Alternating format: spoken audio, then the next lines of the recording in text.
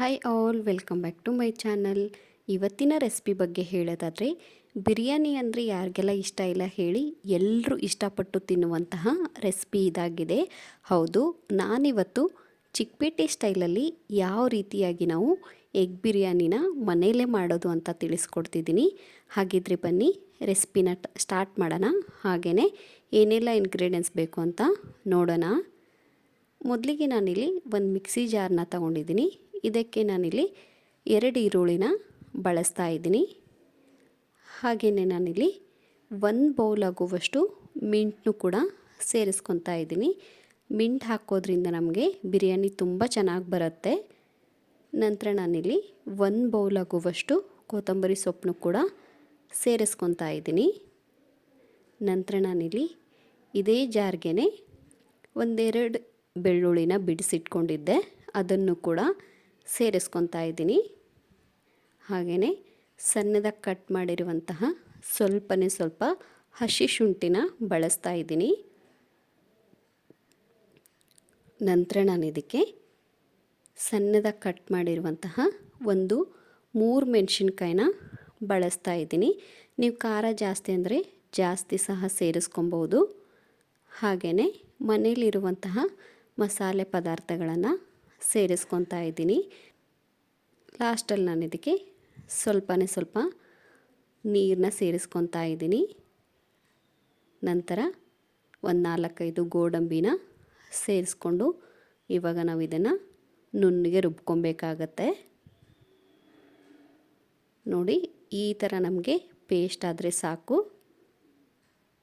ನಮಗಿಲ್ಲಿ ಮಸಾಲೆ ರೆಡಿಯಾಗಿದ್ದಾಯಿತು.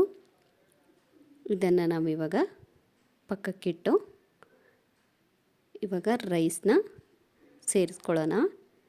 ನಾನಿಲ್ಲಿ 2 ಗ್ಲಾಸ್ ಆಗುವಷ್ಟು ಅಕ್ಕಿನ ತಗೊತಾ ಇದ್ದೀನಿ.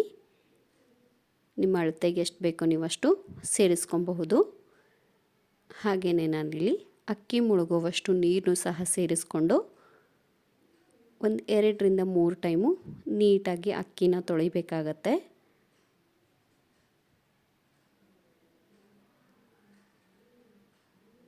ಇವಾಗ ನಾನಿಲ್ಲಿ ಯಾವ ಗ್ಲಾಸಲ್ಲಿ ಅಕ್ಕಿನ ತಗೊಂಡಿದ್ನೋ ಅದೇ ಗ್ಲಾಸ್ ಅಳತೆಯಿಂದನೇ ನಾನು 4 ಗ್ಲಾಸ್ ಆಗುವಷ್ಟು ನೀರನ್ನು ಸಹ ಸೇರಿಸ್ಕೊತಾ ಇದ್ದೀನಿ. ನಾವಿಲ್ಲಿ 1 ಕಪ್ ಅಕ್ಕಿನ ತಗೊಂಡ್ರೆ 2 ಗ್ಲಾಸ್ ಆಗುವಷ್ಟು ನೀರನ್ನ ಸೇರಿಸ್ಕೊಬೇಕಾಗತ್ತೆ. ಅಂದರೆ ನಮಗೆ ರೈಸು ಬಿಡಿ ಬಿಡಿಯಾಗಿ ಚೆನ್ನಾಗಿ ಬರುತ್ತೆ. ಇದನ್ನು ಒಂದು 5 ನಿಮಿಷ ನೆನೆಯೋಕ್ಕಿಡೋಣ. ಈ ಕಡೆ ನಾವು ಒಗ್ಗರಣೆಗೆ ರೆಡಿ ಮಾಡ್ಕೊಳ್ಳೋಣ. ಮೊದಲಿಗೆ ನಾನಿಲ್ಲಿ ಒಂದು ಕುಕ್ಕರ್ನ ತಗೊಂಡು ಅದಕ್ಕೆ ಸ್ವಲ್ಪ ಆಯಿಲ್ನ ಸೇರಿಸ್ತಾ ಇದ್ದೀನಿ.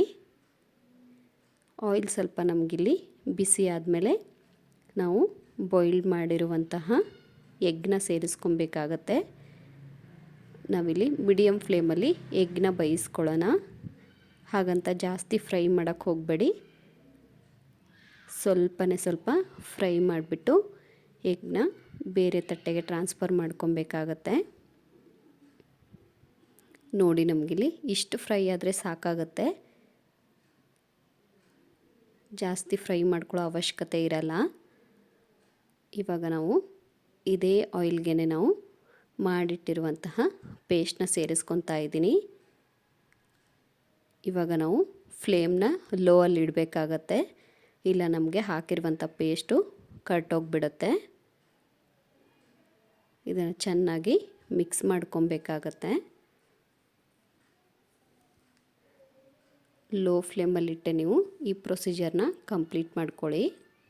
ಯಾವುದೇ ಕಾರಣಕ್ಕೆ ಸೀದಿಸ್ಕೊಳ್ಳೋಕೆ ಹೋಗಬೇಡಿ. ನಂತರ ನಾನು ರುಚಿಗೆ ತಕ್ಕಷ್ಟು ಉಪ್ಪನ್ನು ಕೂಡ ಸೇರಿಸ್ಕೊತಾ ಇದ್ದೀನಿ. ಹಾಗೆಯೇ ನಾನಿಲ್ಲಿ 1 ಬೌಲ್ ಆಗುವಷ್ಟು ಮೊಸರನ್ನು ಕೂಡ ಸೇರಿಸ್ಕೊತಾ ಇದ್ದೀನಿ. ಇವಾಗ ನಾವು ಹಸಿ ವಾಸನೆ ಹೋಗೋವರೆಗೂ ಸ್ವಲ್ಪ ಹೊತ್ತು ನೀಟಾಗಿ ಎಣ್ಣೆಯಲ್ಲಿ ಮಿಕ್ಸ್ ಮಾಡ್ಕೊಬೇಕಾಗತ್ತೆ. ನಿಮಗಿಲ್ಲಿ ಬೇಗನೆ ಪೇಸ್ಟು ರೆಡಿ ಆಗಿಬಿಡತ್ತೆ. ನೋಡಿ, ಈ ಥರ ಆಯಿಲ್ ಬಿಟ್ಕೊಂಡ್ರೆ ನಮಗಿಲ್ಲಿ ಪೇಸ್ಟ್ ಚೆನ್ನಾಗಿ ಬೆಂದಿದೆ ಅಂತ ಅರ್ಥ. ಇವಾಗ ನಾವು ಇದಕ್ಕೆ ಒಂದು ಅರ್ಧ ಸ್ಪೂನ್ ಆಗುವಷ್ಟು ಗರಂ ಮಸಾಲ ಸೇರಿಸ್ಕೊತಾ ಇದ್ದೀನಿ. ಹಾಗೆಯೇ ಒಂದು ಅರ್ಧ ಸ್ಪೂನ್ ಆಗುವಷ್ಟು ನಾನು ಇದಕ್ಕೆ ಕೋರಿಯಂಡರ್ ಪೌಡ್ರನ್ನು ಕೂಡ ಬಳಸ್ತಾ ಇದ್ದೀನಿ. ನೀವು ಮಸಾಲೆ ಜಾಸ್ತಿ ಅಂದರೆ ಇದೆರಡನ್ನು ಕೂಡ ಸ್ಕಿಪ್ ಮಾಡ್ಕೊಬಹುದು. ನಂತರ ನಾವು ಇದನ್ನು ಚೆನ್ನಾಗಿ ಕಲಿಸ್ಬಿಟ್ಟು ನೆನೆಸಿಟ್ಟಿರುವಂತಹ ಅಕ್ಕಿನ ನಾವಿಲ್ಲಿ ಸೇರಿಸ್ಕೊಬೇಕಾಗತ್ತೆ. ನೋಡಿ, ನಾನು ಇದಕ್ಕೆ ಲಾಸ್ಟಲ್ಲಿ ಒಂದು ಅರ್ಧದಷ್ಟು ಲಿಂಬೆಹಣ್ಣನ್ನು ಸೇರಿಸ್ಕೊತೀನಿ. ನೀವು ಬೇಕಾದರೆ ಇದನ್ನ ಸ್ಕಿಪ್ ಕೂಡ ಮಾಡ್ಕೊಬಹುದು. ಲಿಂಬೆಹಣ್ಣು ಸೇರಿಸ್ಕೊಳ್ಳೋದ್ರಿಂದ ನಮಗೆ ರೈಸ್ ಇನ್ನೂ ಸ್ವಲ್ಪ ಚೆನ್ನಾಗಿ ಟೇಸ್ಟ್ ಕೊಡುತ್ತೆ. ನೀವು ಹುಳಿ ಅಂದರೆ ನೀವು ಇದನ್ನು ಕೂಡ ಸ್ಕಿಪ್ ಮಾಡ್ಕೊಬಹುದು.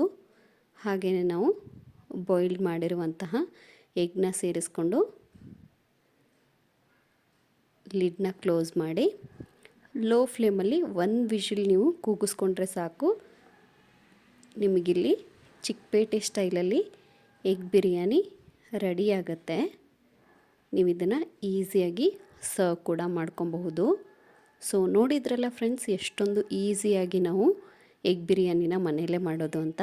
ಹಾಗಿದ್ರೆ ಇವಾಗಲೇ ಹೋಗಿ ರೆಸಿಪಿನ ಟ್ರೈ ಮಾಡಿ ಹೇಗಿತ್ತು ಅಂತ ಕಮೆಂಟ್ ಮಾಡೋದನ್ನು ಮರಿಬೇಡಿ. And thank you for watching.